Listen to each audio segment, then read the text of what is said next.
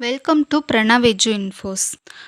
இன்னைக்கு நம்ம என்ன பார்க்க போகிறோம் அப்படின்னு பார்த்தோம்னா, டெட் எக்ஸாம் வந்து ஏன் எழுதணும்? அதுக்கான குவாலிஃபைடு மார்க் என்ன? அதுக்கான ஏஜ் லிமிட் வந்து என்ன? எஜுகேஷ்னல் குவாலிஃபிகேஷன் வந்து என்ன? எக்ஸாம் பேட்டர்ன் வந்து மாறப்போகுதா? கொஸ்டின் வந்து டஃப்பாக வருமா? என்னென்ன புக்ஸ் படிக்கணும்? போட்டி எவ்வளவு இருக்கும்? அப்படின்றத பற்றி தான் பார்க்க போகிறோம். வாங்க வீடியோக்குள்ளே போகலாம். டிஆர்பியோட அடுத்த நோட்டிஃபிகேஷன் வந்து டெட்டு தான். ஏன்னா ஆனுவல் பிளானரில் அதான் கொடுத்துருக்குறாங்க. 1 அல்லது 2 மாதம் வந்து எக்ஸாம் நோட்டிஃபிகேஷன் வந்து தள்ளி போகலாம். ஆனால் 100% வந்து நோட்டிஃபிகேஷன் கண்டிப்பாக வரத்தான் போகுது. இது நம்ம எல்லாருக்குமே தெரிஞ்ச விஷயந்தான். ஆக்சுவலி என்சிடிஇ ரூல்ஸ் படி டெட்டு வந்து ஒரு வருஷத்துக்கு 2 தடவை வரணும். பட் தமிழ்நாட்டில் வந்து அப்படி வரலை. 2012, 2013, 2014, 2017, 2019, 2022 இந்த வருஷங்களில் மட்டும்தான் வந்திருக்கு. இப்போ 2024ல் டெட்டு வரப்போகுது.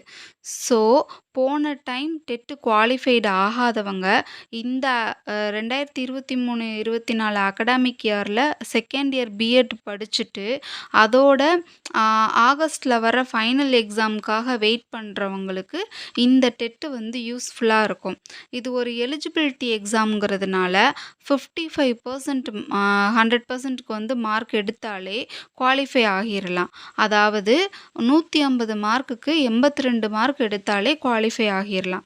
ஜென்ரல் டர்னில் உள்ளவங்களுக்கு வந்து 60% மார்க் எடுக்கணும். அதாவது 150க்கு 90 மார்க் வந்து எடுக்கணும். இதுக்கான ஏஜ் லிமிட் என்ன அப்படின்னு பார்த்தோம்னா, இதுக்கு வந்து ஏஜ் லிமிட்டே வந்து கிடையாது. பட் நியமன தேர்வுக்கு வந்து ஏஜ் லிமிட் வந்து உண்டு. இப்போ வந்து ஏஜ் வந்து அதிகப்படுத்தியிருக்கிறாங்க. கம்யூனல் டர்னில் உள்ளவங்களுக்கு BC, BCM, MBC, DNC, SC, ST, SCA கேட்டகரியில் உள்ளவங்களுக்கு 47 மேக்ஸிமம் ஏஜ் லிமிட்டு நியமன தேர்வுக்கு. அதே மாதிரி ஜென்ரல் கேட்டகரியில் உள்ளவங்களுக்கு வந்து 42 வந்து maximum age limit. Differently abled பர்சனுக்கு வந்து 52 வந்து மேக்ஸிமம் ஏஜ் லிமிட் அப்படின்ட்டு வந்து கொடுத்துருக்குறாங்க. இந்த எக்ஸாமுக்கான எஜுகேஷ்னல் குவாலிஃபிகேஷன் வந்து என்ன அப்படின்னு பார்த்தோன்னா, மொத்தம் யூஜிடிஆர்பி எக்ஸாம் வந்து 9 சப்ஜெக்ட்டுக்கு வந்து நடத்துகிறாங்க. Tamil, English, maths, physics, chemistry, botany, zoology, geography and history இந்த மாதிரியான 9 சப்ஜெக்ட்டுக்கு வந்து நடத்துகிறாங்க. இந்த டெட் எக்ஸாமுக்கான எஜுகேஷ்னல் குவாலிஃபிகேஷன் என்ன அப்படின்னு பார்த்தோன்னா, ஒருத்தர் இந்த 9 பாடங்களில் ஏதாவது ஒரு டிகிரி முடிச்சுட்டு பிஎட் படித்து முடிச்சிருந்தாங்க அப்படின்னா அவங்க வந்து இந்த டெட்டு பேப்பர் 2 வந்து எழுதலாம். இந்த 9 சப்ஜெக்டில் டிகிரி முடித்து பிஎட் செகண்ட் இயர் படிக்கிறவங்களும் இந்த எக்ஸாமை வந்து எழுதலாம். அடுத்து +2 முடிச்சுட்டு டிடெட் அதாவது 2 இயர்ஸ் டீச்சர் ட்ரைனிங் வந்து படிச்சிருந்தாங்கன்னா, அந்த படிச்சுட்டு இந்த 9 சப்ஜெக்டில் ஏதாவது ஒரு டிகிரி முடிச்சிருந்தாங்கன்னா அவங்களும் வந்து பேப்பர் 2 வந்து எழுதலாம். அடுத்து 3வதாக என்ன அப்படின்னு பார்த்தோம்னா, இந்த மேற்கண்ட 9 சப்ஜெக்டில் ஏதாவது ஒரு டிகிரி முடிச்சுட்டு பிஎட்டில் ஸ்பெஷல் எஜுகேஷன் பண்ணியிருந்தாங்க அப்படின்னா அவங்களும் வந்து பேப்பர் 2 வந்து எழுதலாம். அடுத்து 4வதாக என்ன அப்படின்னு பார்த்தோன்னா, +2 முடிச்சுட்டு பேச்சுலர் ஆஃப் எலிமெண்ட்ரி எஜுகேஷன் முடித்த ஒருத்தர் வந்து டிகிரி முடிச்சிருந்தாரு அப்படின்னா, 4 இயர் எலிமெண்ட்ரி எஜுகேஷன் முடித்த ஒருத்தர் டிகிரி முடிச்சிருந்தாரு அப்படின்னா அவரும் வந்து இந்த டெட்டு பேப்பர் 2 வந்து எழுதலாம். இந்த டெட் எக்ஸாமுக்கான எக்ஸாம் பேட்டர்ன் வந்து என்ன அப்படின்னு பார்த்தோன்னா, தமிழ்லேருந்து 30 மார்க் வரும், இங்கிலீஷ்லேருந்து 30 மார்க் வரும். அடுத்து நம்ம காமனாக சைக்காலஜின்னு சொல்கிற சைல்ட் டெவலப்மெண்ட் அண்ட் பெடாகாகிலேருந்து 30 மார்க் வரும்.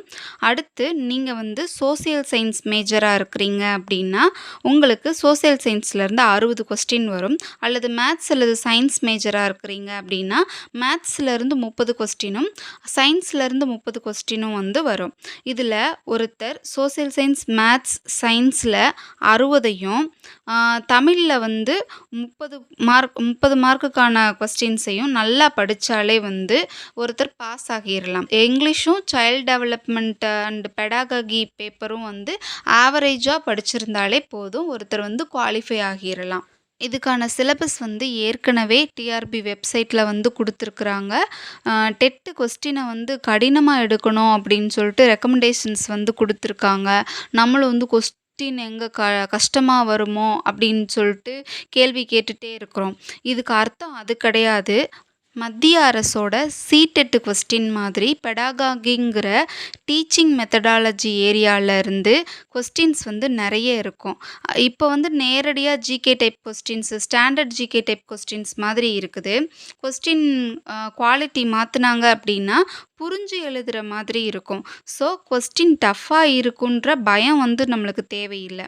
அடுத்து Tamil, English, maths, science, social சயின்ஸுக்கு நீங்கள் 6th வரை உள்ள புக்ஸை வந்து படித்தாலே போதும். மேக்ஸிமம் மார்க் வந்து ஸ்கோர் பண்ணிடலாம். 11th 12th புக்ஸ் வந்து படிக்கும்போது கூடுதலாக வந்து மேக்ஸிமம் வந்து அப்ராக்சிமேட்டாக ஒரு 5 மார்க்ஸ் வரைக்கும் வந்து நம்மளுக்கு கிடைக்கும். அடுத்து ஒருத்தர் டெட்டு பேப்பர் 2 வந்து குவாலிஃபை ஆயிட்டாரு அப்படின்னா தன்னோட 47 வயசு வரை கம்யூனல் டேனில் உள்ள எல்லாருமே தன்னோட 47 வயசு வரை எல்லா யூஜிடிஆர்பி நியமன தேர்வு வந்து எழுத முடியும். அரசு பள்ளியில் பட்டதாரி ஆசிரியராகவும் ஆக முடியும். அதே மாதிரி எய்டட் ஸ்கூலில் அரசு ஊதிய விகிதத்திலேயே வந்து பட்டதாரி ஆசிரியராக சேர முடியும்.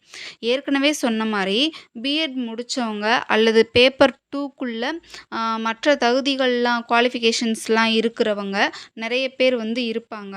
அவங்களையே டெட்டு கொஞ்சம் பேர் தான் பாஸ் பண்ணுவாங்க.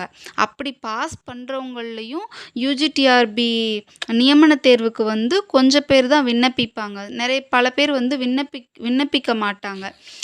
தேர்வு எழுதுகிறவங்க எண்ணிக்கையும் வந்து குறையும். அதே மாதிரி தேர்வு எழுதி முடிச்சதுக்கப்புறம் செலக்ட் ஆகிறவங்களோட ரேஷியோவும் வந்து ரொம்பவே குறையும். ஸோ நம்மளுக்கு வந்து இங்கே வந்து போட்டி வந்து ரொம்ப ரொம்ப குறைஞ்சிரும். அப்படித்தான் நம்ம ஒரு எக்ஸாமை வந்து அணுகணும். ஸோ இந்த டெட்டு தேர்வை நீங்கள் பாஸ் பண்ணீங்க அப்படின்னா 36,400 ஊதிய விகிதத்தில் பட்டதாரி ஆசிரியர் தேர்வு எழுதி நீங்களும் அரசு பள்ளியில் தோராயமாக 55,000 56,000 வரைக்கும் ஊதியத்தில் பட்டதாரி ஆசிரியராக வந்து பணியில் சேரலாம். ஸோ வரப்போகிற டெட் எக்ஸாமுக்கு இப்போ இருந்தே நேரத்தை வீணடிக்காமல் சிறப்பாக படிங்க. நீங்கள் எல்லாரும் வந்து வெற்றி பெற என்னோட வாழ்த்துக்கள். இந்த வீடியோ வந்து பயனுள்ளதாக இருந்தது அப்படின்னா நம்ம சேனலை சப்ஸ்கிரைப் பண்ணுங்கள், ஷேர் பண்ணுங்கள். Thank you friends.